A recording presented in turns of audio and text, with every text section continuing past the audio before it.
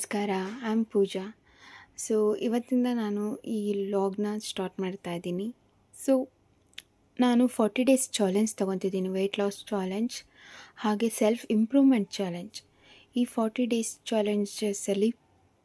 ಚಾಲೆಂಜಸ್ನ ಪ್ರತಿಯೊಂದು ವೀಡಿಯೋನ ನಾನು ಡೈಲಿ ಅಪ್ಲೋಡ್ ಮಾಡ್ತೀನಿ. Day 1 video, day 2 video. So day 1 video ಇದಾಗಿರುತ್ತೆ. ಸೊ ಇವತ್ತಿಂದ ನನ್ನ ವೆಯ್ಟ್ ಲಾಸ್ ಜರ್ನಿ ಹೇಗೆ ಶುರುವಾಯಿತು ಹಾಗೆ ಹೇಗೆ ಕಂಟಿನ್ಯೂ ಆಗ್ತಾ ಇದೆ ಅನ್ನೋದ್ರ ಬಗ್ಗೆ ಹೇಳ್ತೀನಿ. ಸೊ ನಾನು ವೆಯ್ಟ್ ಲಾಸ್ ಏನಕ್ಕಪ್ಪ ಈ ಚಾಲೆಂಜ್ ತೊಗೊಂಡೆ ಅಂತ ಅಂದರೆ, ಒಂದು the main reason was my weight is average 58, ಒಂದು ಆವ್ರೇಜ್ 58-57 ಇತ್ತು. ಬಟ್ 1-3 ಮಂತ್ಸಿಂದ ಅದು ಸಡನ್ನಾಗಿ 63ಗೆ ರೈಸ್ ಆಯಿತು. ಸೊ ಯಾಕೆ ಅಂತ ಗೊತ್ತಿಲ್ಲ, ಸಡನ್ನಾಗಿ 5 kg ಗೇನ್ ಆದೆ. ಸೊ ನನಗೆ ಒಂಥರ ಅದು ವೆಯ್ಟ್ ಗೇನ್ ಆದಮೇಲೆ ಒಂಥರ ಸುಸ್ತು, ಏನರ ಮೇಲೂ ಇಂಟ್ರೆಸ್ಟ್ ಇರೋಲ್ಲ, ಏನು ಮಾಡೋಕ್ಕೂ ಇಂಟ್ರೆಸ್ಟ್ ಇರೋಲ್ಲ, ಆ ಥರ ಆಯಿತು. ಸೊ ನನಗೆ ನಾನೇ ಅನ್ನಿಸ್ತು, ಯಾಕೆ ನಾನು ಇದನ್ನು ಲಾಸ್ ಮಾಡಿಕೊಂಡು ಆ್ಯಕ್ಟಿವ್ ಆಗಬಾರ್ದು ಅಂತ. ಸೊ ಅದಕ್ಕೋಸ್ಕರ ನಾನು ಈ 40 ಡೇಸ್ ಚಾಲೆಂಜ್ ತೊಗೊಂಡಿದ್ದೆ. ಇದಕ್ಕೂ ಮುಂಚೆ 11 ಡೇಸ್ ಚಾಲೆಂಜ್ ತೊಗೊಂಡಿದ್ದೆ. ಅದರಲ್ಲಿ ನಾನು 2 to 3 kgs ಇಳಿಸಿದ್ದೀನಿ. ಐ ಆಮ್ 63 ಇದೆ, ಇವಾಗ 60 ಆಗಿದ್ದೀನಿ. ಸೊ 63 ಇದೆ, ಇವಾಗ 60 ಆಗಿದ್ದೀನಿ. ಕರೆಕ್ಟ್ 60.200 ಗ್ರಾಮ್ ಏನೋ ಇದ್ದೀನಿ. ಸೊ ನೆಕ್ಸ್ಟ್ ಈ 40 ಡೇಸ್ ಚಾಲೆಂಜಲ್ಲಿ my goal is to reduce 5 kg in 40 days. It is average weight I should reduce in this period. So ಈ 40 ಡೇಸ್ ಚಾಲೆಂಜಲ್ಲಿ 5 kg ವೆಯ್ಟ್ ಲಾಸ್ ಮಾಡಬೇಕಂತ ಇದ್ದೀನಿ. ಅದು ಇನ್ ಎ ಹೆಲ್ತಿ ವೇ. ಎಲ್ಲ ತಿಂದು ಆರೋಗ್ಯಕರವಾಗಿರೋದನ್ನ ತಿಂದು ಅನಾರೋಗ್ಯಕರವಾಗಿರೋದನ್ನ ಅನ್ಹೆಲ್ತಿ ಫುಡ್ಸ್ನ ಬಿಟ್ಟು ಈ ಹೊಸ ಪ್ರಯತ್ನನ ನಿಮ್ಮೊಂದಿಗೆ ಶೇರ್ ಮಾಡ್ಕೋಬೇಕು ಅಂತ ಅನ್ನಿಸ್ತು ನನಗೆ. ಯಾಕಂದರೆ ಆ 11 ಡೇಸ್ ಚಾಲೆಂಜಲ್ಲಿ ಮಾಡಿದ್ದೀನಿ, ನಾನು ಮಾಡಿಲ್ಲ ಅಂತಲ್ಲ, ಕಂಪ್ಲೀಟ್ ಮಾಡಿದ್ದೀನಿ. ಬಟ್ ಏನು ಅಂದರೆ ಒಂದು ಟೈಮಿಗೆ ಮಾಡ್ತಾ ಇರಲಿಲ್ಲ, ಮಾಡ್ತಿದ್ದೆ ವಿತೌಟ್ ಟೈಮ್, ನಮಗೆ ಯಾವಾಗ ಬೇಕೋ ಅವಾಗ ಮಾಡ್ತಿದ್ದೆ. ಸೊ ಈ ಒಂದು ಯೂಟ್ಯೂಬ್ ವಿಡಿಯೋನ ಸ್ಟಾರ್ಟ್ ಮಾಡೋದ್ರಿಂದ ಬೇರೆಯವ್ರಿಗೂ ಹೆಲ್ಪ್ ಆದಂಗೆ ಆಗುತ್ತೆ. ಹಾಗೆ ನನಗೂ ನನ್ನ ಏನು ಡೈಲಿ ಆ್ಯಕ್ಟಿವಿಟೀಸ್ ಮೇಲೆ ಒಂದು ಹಿಡಿತಾ ಇರುತ್ತೆ, ಯಾವ ಟೈಮಿಗೆ ಏನು ಮಾಡಬೇಕು ಏನು, ಯಾಕಂದರೆ ಬೇರೆ ಜನ ನೋಡ್ತಾ ಇದ್ದಾರೆ ಅನ್ನೋದು ಒಂದು ಕಾನ್ಷಿಯಸ್ ಇರುತ್ತೆ ಅನ್ನೋದಕ್ಕೋಸ್ಕರ ನಾನು ಈ ವಿಡಿಯೋ ಸ್ಟಾರ್ಟ್ ಮಾಡಿದ್ದೀನಿ. ಸೊ ಪ್ಲೀಸ್ ನಿಮ್ಮೆಲ್ಲರೂ ಸಪೋರ್ಟ್ ಹೀಗೆ ಇರಲಿ. ಖಂಡಿತವಾಗ್ಲೂ ಈ ವಿಡಿಯೋಸ್ಗಳಿಂದ ನಿಮಗೆ ಸ್ವಲ್ಪನಾದರೂ ಉಪಯೋಗ ಆಗುತ್ತೆ ಅಂತ ಅಂದ್ಕೊಂಡಿದ್ದೀನಿ. ಸೊ ಬನ್ನಿ, ಲೆಟ್ಸ್ ಸ್ಟಾರ್ಟ್. ಬನ್ನಿ, ನಾನೇನು ಬೆಳಗ್ಗೆಯಿಂದ ಸಂಜೆ ತನಕ ಏನೇನು ತಿಂತೀನಿ, ಏನೇನು ಮಾಡ್ತೀನಿ, ಪ್ರತಿಯೊಂದೂ ಈ ವಿಡಿಯೋಲ್ಲಿ ಅಪ್ಲೋಡ್ ಮಾಡಿದ್ದೀನಿ. So please watch complete video and help. ಒಂದು ಏನಪ್ಪ ಅಂತ ಅಂದರೆ help to grow in YouTube channel. So ಒಂದು ಏನಪ್ಪ ಅಂತಂದರೆ, ನಾವು ವೆಯ್ಟ್ ಲಾಸ್ ಮಾಡಬೇಕಾದ್ರೆ ನಾವು ಅಂದ್ಕೊತೀವಿ ನಮ್ಮ ಮನೇಲಿ ಆ ಥರ ಫುಡ್ ಮಾಡ್ಕೊಳಕ್ಕಾಗಲ್ಲ, ನನಗೆ ಈ ಡಯಟ್ ಪ್ಲ್ಯಾನ್ ಮಾಡ್ಕೊಳಕ್ಕಾಗಲ್ಲ, ಡಯಟ್ ಫುಡ್ಗಳು ಪ್ರಿಪೇರ್ ಮಾಡ್ಕೊಳಕ್ಕಾಗಲ್ಲ ಅಂತ. ಅದು ಒಂದು ತಪ್ಪು ಪರಿಕಲ್ಪನೆ ನಮ್ಮ ಮೈಂಡಲ್ಲಿರೋದು.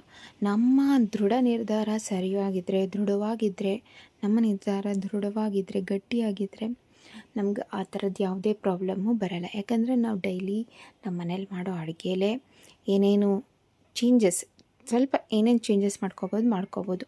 ಇಲ್ಲ ನಮಗೆ ನಿರ್ಧಾರನೇ ಸರಿಯಾಗಿಲ್ಲ, ನಮಗೆ ಎದುರುಗಡೆ ಯಾವುದಾದ್ರೂ ಸ್ವೀಟ್ ಬಂತು ಅಂದರೆ ನಮಗೆ ಕಂಟ್ರೋಲ್ ಮಾಡೋಕ್ಕಾಗಲ್ಲ, ನಮಗೆ ಕ್ರೇವಿಂಗ್ಸ್ ಕಂಟ್ರೋಲ್ ಮಾಡೋಕ್ಕಾಗಲ್ಲ. ನೋ, ಪ್ರತಿಯೊಬ್ಬರಿಗೂ ಆ ಕ್ರೇವಿಂಗ್ಸ್ ಇದ್ದೇ ಇರುತ್ತೆ. ಮನುಷ್ಯನಾದಮೇಲೆ ಎಲ್ಲರಿಗೂ ಕ್ರೇವಿಂಗ್ಸ್ ಇರುತ್ತೆ. ಅದನ್ನು ತಡ್ಕೊಳ್ಳೋ ಅಂಥ ಶಕ್ತಿ ಕೂಡ ನಮಗೆ ದೇವ್ರು ಕೊಟ್ಟಿದ್ದಾನೆ ತಾನೇ. ನಾವು ಒಂದು ಟಿಪ್ ಏನಂತ ಕೊಡೋದಂದರೆ, ಇವಾಗ ಎದುರುಗಡೆ ಸ್ವೀಟ್ ಇದೆ ಅಂತ ಅಂದ್ಕೊಳ್ಳಿ, ಅಂಗಡಿಯಲ್ಲಿ ಸ್ವೀಟ್ ಇದೆ. ನಾವು ಬಡವ ಅಂತ ಅಂದ್ಕೊಳ್ರಿ. ನಮ್ಮ ಕ್ರೇವಿಂಗ್ಸ್ನ ಹೇಗೆ ಕಂಟ್ರೋಲ್ ಮಾಡ್ಕೋಬೇಕು ಅಂತ ಅಂದರೆ, ನಮ್ಮ ಬಡವ ಇಲ್ಲ, ನಮ್ಮ ಹತ್ರ ದುಡ್ಡಿಲ್ಲ ಅಂದ್ಕೊಳ್ರಿ. ಆ ಟೈಮಿಗೆ ನಮ್ಮ ಹತ್ರ ದುಡ್ಡಿಲ್ಲ, ಬಡವನ ಶ್ರೀಮಂತನ ಸೆಕೆಂಡರಿ, ಬಟ್ ಆ ಟೈಮಿಗೆ ನಮ್ಮ ಹತ್ರ ದುಡ್ಡಿಲ್ಲ. ಸೊ ದುಡ್ಡಿಲ್ಲ ಅಂದರೆ ಆ ಸ್ವೀಟ್ ನಾವು ತೊಗೊಳಕ್ಕಾಗುತ್ತಾ, ತಿನ್ನೋಕ್ಕಾಗುತ್ತಾ?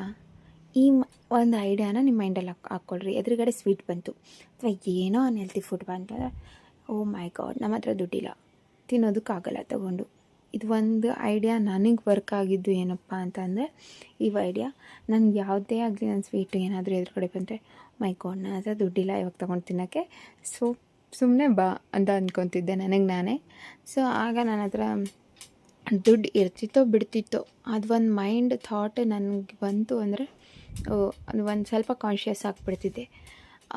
ಇನ್ನೊಂದು ನೆಕ್ಸ್ಟ್ ಟಿಪ್ ನಂಬರ್ 2 ಏನು ಅಂತ ಅಂದರೆ, ಇದು ಯಾವುದು, ನಮ್ಮ ಮೇಲೆ ನಾವು ತುಂಬ ಇಷ್ಟಪಡೋರ ಮೇಲೆ ಪ್ರಾಮಿಸ್ ಅಥವಾ ಏನು ಆಣೆ ಅಂತಾರೆ, ಅದನ್ನು ಹಾಕಿದರೆ ನನಗಿದು ತುಂಬ ಹೆಲ್ಪ್ ಆಗಿದ್ದು. ಏನಂದರೆ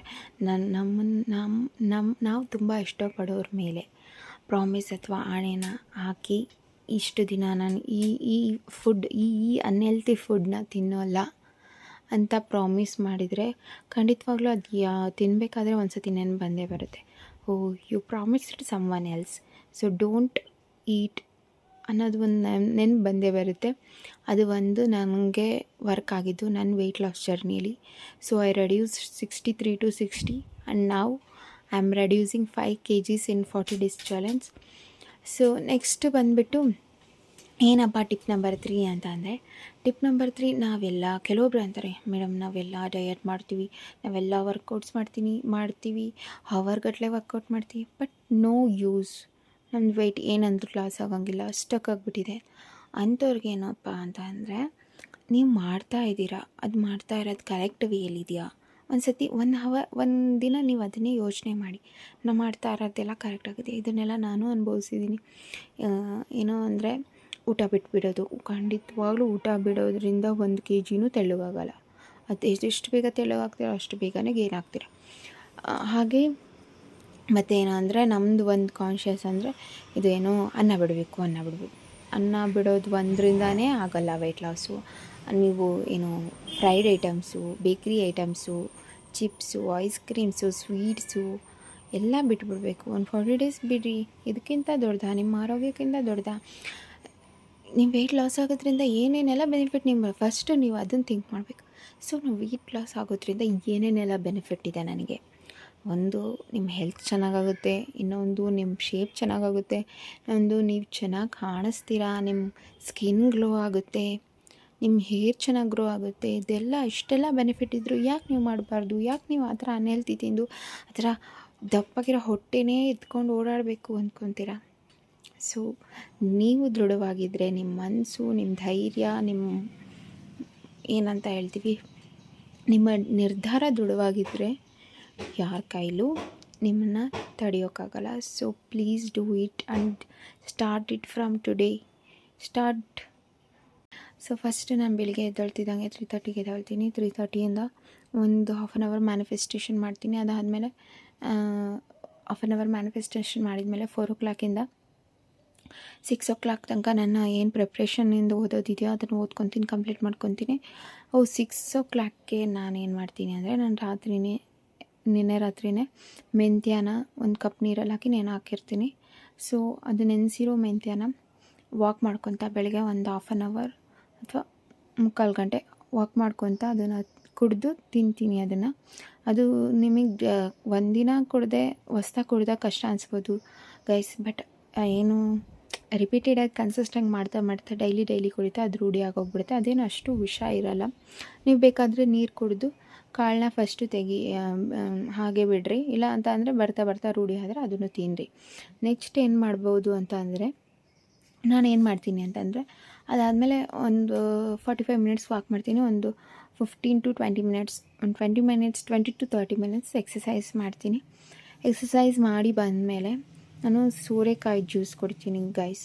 ಅದು ಅಂತೂ ತುಂಬ ಚೆನ್ನಾಗಿ ವರ್ಕ್ ಆಗುತ್ತೆ. ನಿಮಗೆ ಎಷ್ಟು ಚೆನ್ನಾಗಿ ವರ್ಕ್ ಆಗುತ್ತೆ ಅಂದರೆ, ನಿಮ್ಮ ವೆಯ್ಟ್ ಲಾಸ್ ಜರ್ನಿಲಿ ಪ್ಲೀಸ್ ನೀವೇನು ಮಾಡದಿದ್ರು ಇದನ್ನು ಮಾಡಿ. ಸೋರೆಕಾಯಿನ ಕಟ್ ಮಾಡಿ ಒಂದು 1/4 part ಅಷ್ಟು ಸೋರೆಕಾಯಿನ ಕಟ್ ಮಾಡಿ ಜ್ಯೂಸ್ ಮಾಡ್ಕೊಂಡು ಕುಡಿದು, ಅದರಲ್ಲಿ ಒಂದು ನಿಂಬೆಹಣ್ಣು ಹಾಕ್ಕೊಳ್ರಿ. ತುಂಬ ಚೆನ್ನಾಗಿ ವರ್ಕ್ ಮಾಡೋದು. ನಿಂಬೆಹಣ್ಣು ವೆಯ್ಟ್ ಲಾಸಿಗೆ ತುಂಬ ಅಂದರೆ ತುಂಬ ಚೆನ್ನಾಗಿ ವರ್ಕ್ ಮಾಡುತ್ತೆ.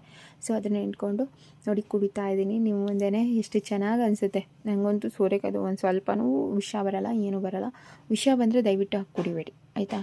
ನಿಮಗೆ ಸೋರೆಕಾಯಿ ವಿಷ ಬಂತಂದರೆ ಕುಡಿಬೇಡಿ. ಬೇರೆ ಕಡೆ ಒಂಥರ ಒಗ್ಗರು ಆ ಥರ ಬಂತು ಅಂದರೆ ಕುಡಿಬೋದು. ನಿಂಬೆಹಣ್ಣಿನಕಾದ್ರೆ ಇನ್ನೂ ಟೇಸ್ಟ್ ಚೆನ್ನಾಗಾಗುತ್ತೆ, ನೀವು ಕುಡಿಬೋದು. ನಿಮಗೆ ಅಕಸ್ಮಾತ್ ಏನಾದರೂ ನೆಗಡಿ ಆ ಥರ ಏನಾದರೂ ಪ್ರಾಬ್ಲಮ್ ಇದೆ ಅಂದರೆ ನಿಂಬೆಹಣ್ಣ ಲೆಸ್ ಮಾಡಿ. ಸೊ ಇಷ್ಟು ಕುಡೀರಿ ಗಾಯ್ಸ್. ಸೋರೆಕಾಯಿ ತುಂಬ ಚೆನ್ನಾಗಿ ವರ್ಕ್ ಮಾಡುತ್ತೆ. ಅದಾದಮೇಲೆ ನಾನು ಎಂತ ಮಾಡ್ತೀನಿ ಅಂದರೆ, ನಿಮಗೆ PCOD ಅಥವಾ ಏನಾದರೂ ಮೆನ್ಸ್ಟ್ರುವಲ್ ಸೈಕಲಲ್ಲಿ ಏನಾದರೂ ಪ್ರಾಬ್ಲಮ್ ಇದ್ದರೆ ದಯವಿಟ್ಟು, ನನಗೆ ಪ್ರಾಬ್ಲಮ್ ಇಲ್ಲ ಬಟ್ ಇದು ಹೆಲ್ತಿಯಾ ಅಂತ ಹೇಳಿ ಏನು ಒಮೆಗಾ 3 ಫ್ಯಾಟಿ ಆ್ಯಸಿಡ್ ಚೆನ್ನಾಗಿರುತ್ತೆ ಅಂತ ಈ ಸೀಡ್ಸ್ ತಂತ ಅದೇನು ಒಂದು ಅಗಸೆ ಬೀಜ, ಇನ್ನು ಒಂದು ಪಂಪ್ಕಿನ್ ಸೀಡ್ಸ್ ಕುಂಬಳಕಾಯಿ ಬೀಜ. ಇವೆರಡು ಮಾತ್ರ ತುಂಬ ಚೆನ್ನಾಗಿ ಹೋಗುತ್ತೆ. ನಾನು 1 ಸ್ಪೂನ್ ನೋಡಿ ಇವಾಗ 1 ಸ್ಪೂನ್ ಅಗಸೆ ಬೀಜ, 1 ಸ್ಪೂನ್ ಯಾವುದು ಪಂಪ್ಕಿನ್ ಸೀಡ್ ಅದನ್ನು ತಿಂತಾ ಇದ್ದೀನಿ. ಇದರಲ್ಲಿ ಒಮೆಗಾ 3 ಫ್ಯಾಟಿ ಆ್ಯಸಿಡ್ ತುಂಬ ಚೆನ್ನಾಗಿರೋದ್ರಿಂದ ನಮ್ಗೆ ವೆಯ್ಟ್ ಲಾಸಲ್ಲೂ ಇದು ಹೆಲ್ಪ್ ಮಾಡುತ್ತೆ. ಮತ್ತು ನಾರಿನಂಶ ಚೆನ್ನಾಗಿರೋದ್ರಿಂದ ತುಂಬ ಚೆನ್ನಾಗಿ ವರ್ಕ್ ಮಾಡುತ್ತೆ. ನಿಮಗೆ ಹಾಗೆ ನಾನು ಹಾಗೆ ತಿಂತೀನಿ, ನಂಗೆ ರೂಢಿ ಇದೆ. ನಿಮ್ಗೆ ಹಾಗೆ ತಿನ್ನೋಕ್ಕಾಗಲಿಲ್ಲ ಅಂದರೆ ನೀವು ಅದನ್ನು ಹುರ್ಕೊಂಡು ತಿನ್ನಿರಿ, ಇಲ್ಲಾಂದರೆ ಅದನ್ನು ಪೌಡ್ರ್ ಮಾಡ್ಕೊಂಡು ಅಗಸೆ ಬೀಜನ ಮಜ್ಜಿಗೆಲಿ ಹಾಕೊಂಡು ಕುಡೀರಿ. ಒಳಗಡೆ ಎಲ್ಲ ಮಾಡ್ಕೊಂಬಿಡ್ತೀನಿ. ನೀವು ಸೋರೆಕಾಯಿ ಜ್ಯೂಸ್ ಕುಡಿದ್ಮೇಲೆ 1 ಗಂಟೆ ಗ್ಯಾಪ್ ಕೊಡಿರಿ. ಅದಾದಮೇಲೆ ಯಾವುದೂ ತಿನ್ಬೇಡ್ರಿ ಅಥವಾ ಕುಡಿಬೇಡ್ರಿ, ಯಾಕಂದರೆ ಅದು ವರ್ಕ್ ಮಾಡಬೇಕಲ್ವ. ನೆಕ್ಸ್ಟು 10 o'clockಗೆ ನಾನು ನೋಡಿ ಬ್ರೇಕ್ಫಾಸ್ಟ್ ಮಾಡ್ತಾಯಿದ್ದೀನಿ. ನನ್ನ ಬ್ರೇಕ್ಫಾಸ್ಟ್ ಬೆಂಡೆಕಾಯಿ ಸಾಂಬಾರು, ಹಾಗೆ ಓಲ್ಡ್ ಫೋಟೋ ರಾಗಿ ಮುದ್ದೆ ಒಂದು ಅರ್ಧ, ಮಧ್ಯ ಡಿಫ್ರೆನ್ಸ್ ಕಾಣ್ಬೋದಷ್ಟು ಡಿಫ್ರೆನ್ಸ್ ಇದೆ. ಸೌತೆಕಾಯಿನೂ ಅಷ್ಟೇ. My day first log. Friends ತುಂಬ ಚೆನ್ನಾಗಿ ವರ್ಕ್ ಆಗುತ್ತೆ, ವೆಯ್ಟ್ ಲಾಸಲ್ಲಿ ತುಂಬ ಚೆನ್ನಾಗಿ ವರ್ಕ್ ಮಾಡುತ್ತೆ. ಫಾಲೋ. ದಯವಿಟ್ಟು ಬಾಯ್ ಬಾಯ್ ಗೈಸ್, ಸಿಗೋಣ ನೆಕ್ಸ್ಟ್ ಲಾಗಲ್ಲಿ, ಡೇ 2 ಲಾಗಲ್ಲಿ.